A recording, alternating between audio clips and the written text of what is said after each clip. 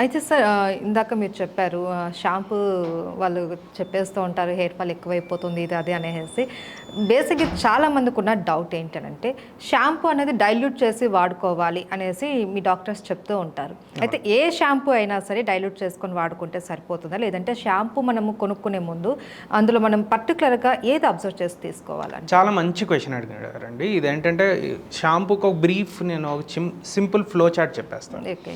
ఇదేంటంటే ఎవరైనా పాటించవచ్చు అనమాట. సో మనం ఒక 3 డేస్ స్నానం చేయకుండా ఉండాలి. తల స్నానం చేయకుండా ఉంటే ఏమవుతుందంటే మనది ఏ టైప్ ఆఫ్ స్కాల్ప్ అనేది తెలుస్తుంది అనమాట. అంటే కొందరికి ఏంటంటే ఆయిలీ స్కాల్ప్ ఉంటుంది. అంటే నార్మల్గానే బాగా జిడ్డు జిడ్డుగా ఉండి జుట్టంతా అణిగిపోయినట్టుండి ఆయిలీనెస్ తెలిసిపోతూ ఉంటుంది. కొందరిది డ్రై స్కాల్ప్ ఉంటుంది అనమాట. అంటే 3 డేస్లో కూడా వాళ్ళకి పెద్ద ఏం లాదు, టిష్యూ పెట్టినా కూడా ఏం నూనె అంటుకున్నట్టు ఉంటుంది.